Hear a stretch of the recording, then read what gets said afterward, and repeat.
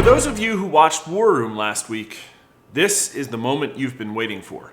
Donald Trump has structurally the highest approval rating of any national politician. Now, for someone who's been impeached twice, investigated by nearly every federal institution, has what looks to be a third indictment coming, and who has almost uniformly negative coverage by the corporate media, that's pretty incredible, isn't it?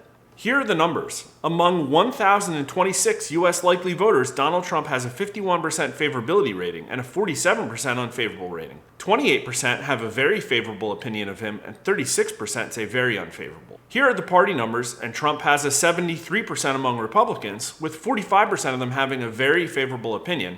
26% say unfavorable, and 15% of them say very unfavorable. Among independents, he's 47% to 50%, and among Democrats, it's a pretty impressive 36% to 62%. And that's not great, but it's almost as good as Biden's doing among independents. 68% of voters think it's likely that Donald Trump will be the GOP nominee, 37% of whom say very likely, and only 26% say not likely, 11% of whom say not at all likely. 75% of Republicans think it's likely Trump will be the nominee, 45% of whom say very likely. Only 20% say not likely, and only 3% of them say not at all likely. That 3% is pretty paltry considering the cornucopia of candidates running against Trump. And as a benchmark, DeSantis had a 54% likely rating, but only a 10% very likely. Here are all the party numbers, and it's clear that there is pretty uniform consideration that Trump will be the GOP nominee. Again, incredible because of all of the indictments. Only 28% of Democrats think it isn't likely he'll be the nominee, and only 17% say not at all likely. And that's despite the almost nightly promises they're probably getting on cable news that Trump is finally almost finished. But let's see how Donald Trump's numbers stack up. First, here are the last 3 times we asked his favorability. His numbers were extremely high back in May after the indictment, and these are technically his worst numbers since March, but not by much.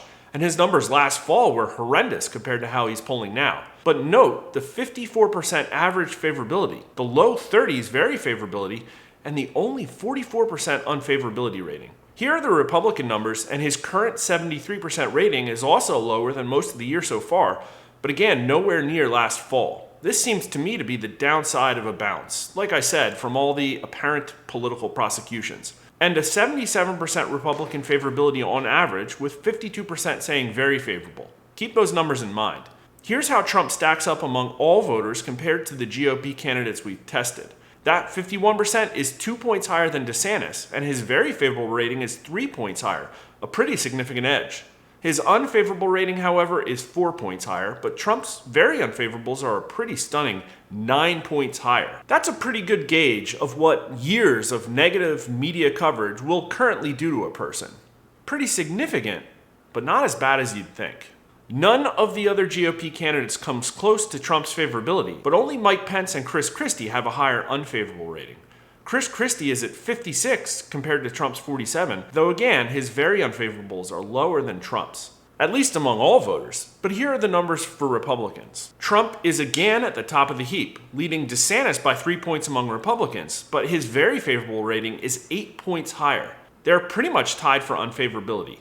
No other candidate gets within 20 points of Trump's numbers, however, and as a benchmark, Pence is doing 32 points worse, and Chris Christie is doing 47% worse.